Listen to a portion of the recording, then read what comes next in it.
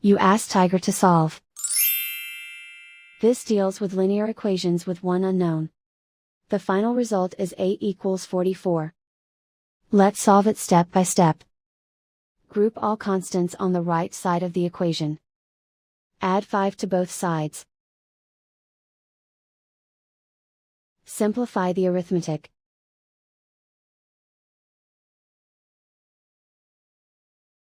Isolate the A. Multiply both sides by 4. Group like terms.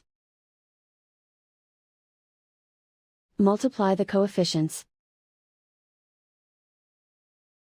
Simplify the fraction. Simplify the arithmetic. And so the final result is A equals 44.